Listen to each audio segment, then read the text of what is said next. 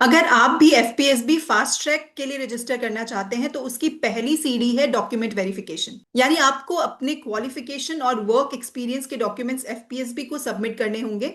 एफपीएसबी उनको वेरीफाई करेगा, अप्रूव करेगा, उसके बाद ही आप एफपीएसबी फास्ट ट्रैक के लिए रजिस्टर कर सकते हैं। चलिए चलते हैं गूगल पे, टाइप करेंगे एफपीएसबी इंडिया।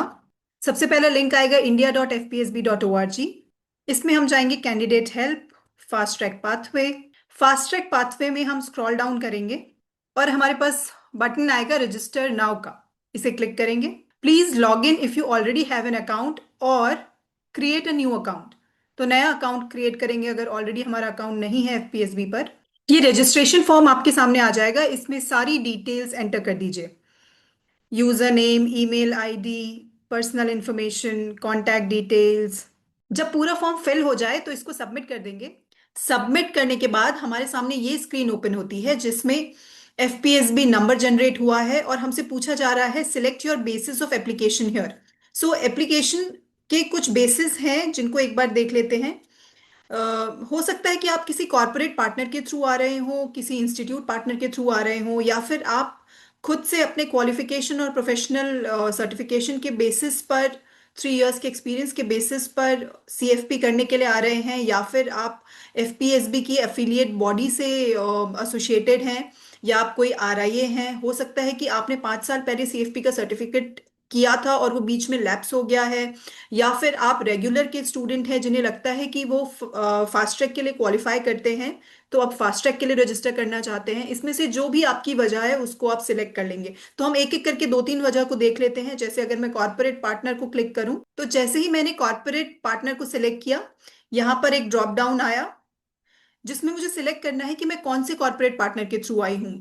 बजाज कैपिटल के थ्रू, एचडीएफसी एमसी के थ्रू, आईडीएफसी फर्स्ट बैंक के थ्रू, जो भी आपका पार्टनर है, कॉर्पोरेट पार्टनर है, आप यहाँ सेलेक्ट कर सकते हैं। उसके बाद आप अपना पाथवे सिलेक्ट कर सकते हैं कि रेगुलर पाथवे के लिए आए हैं कि फास्ट ट्रैक के लिए। ऑब्वियसली हम फास्ट ट्रैक के लिए आए हैं तो फास्ट ट्रैक को सिलेक्ट करेंगे। जैसे ही हमने फास्ट ट्रैक सिलेक्ट किया, कुछ और ड्रॉप डाउन्स खुले हैं जिसमें हमको अपनी एजुकेशन क्वालिफिकेशन बतानी है। एलिजिबल क्वालिफिकेशन, आप पोस्ट ग्रेजुएट हैं या फिर प्रोफेशनल सर्टिफिकेशन आपके पास है। अब ये कौन सा ग्रेजुएशन अलाउड है और कौन से प्रोफेशनल सर्टिफिकेशन अलाउड है, इसके ऊपर एक वीडियो है ऑलरेडी, उसे आप जाके चेक कर सकते हैं। प्रोफेशनल पोस्ट ग्रेजुएशन को सिलेक्ट करेंगे तो आपसे पोस्ट ग्रेजुएशन की डिटेल्स मांगी जाएंगी। यहाँ पूछा जाएगा तो पोस्ट ग्रेजुएशन में भी क्या चीज एक्सेप्टेबल है। Post graduate degree in economics, commerce, finance, financial planning, MBA और PGDM from AICTE approved institute, या फिर post graduate certificate program in finance, PG diploma in finance, या फिर इक्विवेलेंट कोर्स, यानी कि फाइनेंस से रिलेटेड ही आपके पोस्ट ग्रेजुएशन होने चाहिए। जो भी आप सिलेक्ट कर लेंगे और अपनी डिटेल्स डाल देंगे। इसके बाद आप अपने सर्टिफिकेशन के यहाँ पर जो भी प्रूफ हैं, अपने पोस्ट ग्रेजुएशन के जो भी प्रूफ हैं उनको अटैच करेंगे। अपनी वर्क क्वालिफिकेशन, वर्क एक्सपीरियंस को यहाँ पर एंटर करेंगे।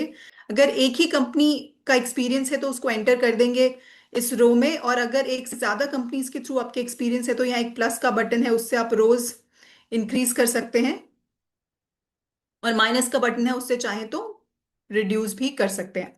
तो एंटर कर देंगे।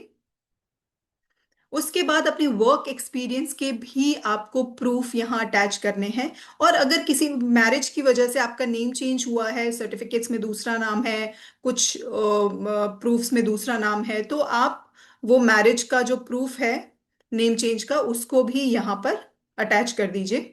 इसके बाद आप डिक्लेरेशन में I agree and I hereby give my consent, इसको टिक कर देंगे, आज की डेट एंटर करेंगे और सबमिट कर देंगे।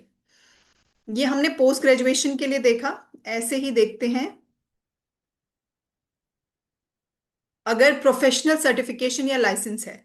सो प्रोफेशनल सर्टिफिकेशन कौन सा है ये आपको बताना होगा। आप सीए हैं या सीएफए हैं या फिर सीएआईआईबी हैं, जो भी आपका सर्टिफिकेशन है उसको आप यहां से सिलेक्ट कर लेंगे। अगेन आपको उस सर्टिफिकेशन के प्रूफ्स देने हैं, वर्क एक्सपीरियंस एंटर करना है, वर्क एक्सपीरियंस के प्रूफ देने हैं, और नेम चेंज का प्रूफ देना है अगर आपका नाम चेंज हुआ है due to marriage. And same thing, आप डिक्लेरेशन को टिक करेंगे, डेट एंटर करेंगे, सबमिट कर देंगे।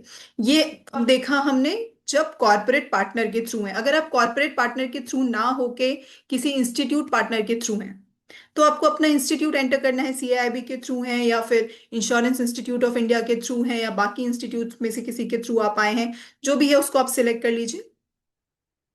उसके बाद आपको सिलेक्ट करना है अगेन कि आप एजुकेशन प्रोवाइडर के थ्रू करेंगे सीएफपी फास्ट ट्रैक या फिर आप सेल्फ स्टडी से करेंगे।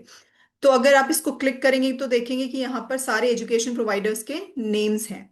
बट मेरा आपको सजेशन ये है कि अगर आप एजुकेशन प्रोवाइडर के थ्रू जाना चाहते हैं तो पहले एजुकेशन प्रोवाइडर को कांटेक्ट करिए, उसके बाद ही रजिस्ट्रेशन करिए। वो लोग आपको हेल्प कर देंगे पूरे रजिस्ट्रेशन में, बाकी चीज़ों में भी।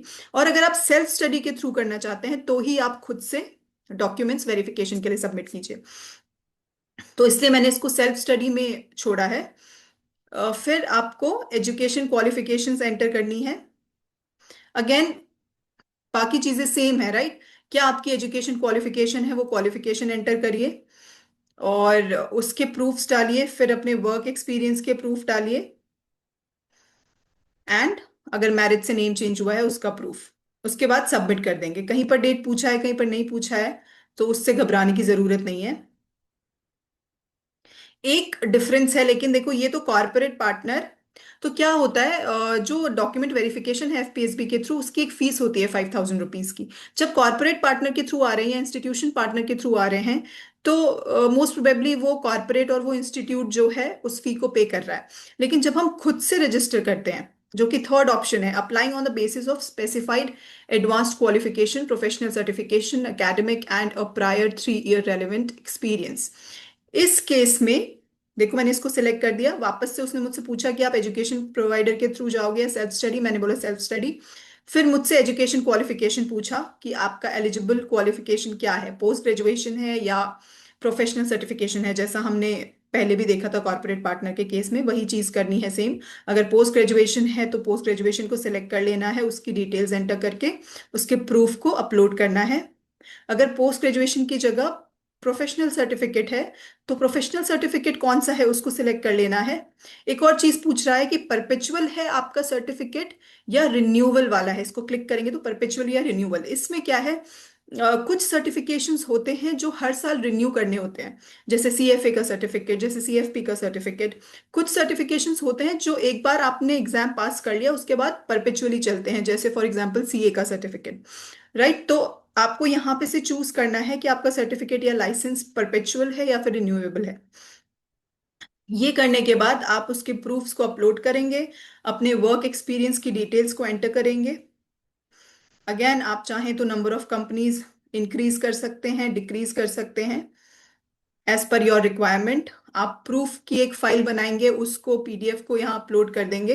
नेम चेंज अगर है तो नेम चेंज को, अभी आप देखोगे इसमें एक डिफरेंस है। एक डिफरेंस क्या है कि आप डेट एंटर करोगे, आपने डिक्लेरेशन को टिक किया, डेट एंटर करी, उसके बाद ये बोल रहा है कि डॉक्यूमेंट वेरिफिकेशन की फी लगेगी, जिसका payment link will be sent on primary email on submitting application. जैसे ही आप इस एप्लीकेशन को सबमिट करोगे आपके ईमेल पर एक लिंक आएगा जिसके थ्रू आपको 5,000 रुपी पे करने हैं वेरिफिकेशन के।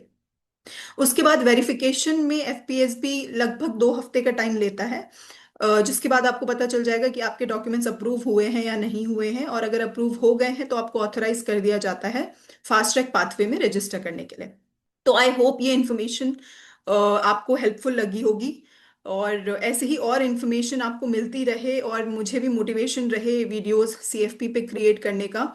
उसके लिए do subscribe the channel and like करिए, शेयर करिए उन लोगों के साथ जिनके लिए शायद ये हेल्पफुल हो सकता है। That's it and bye bye for now.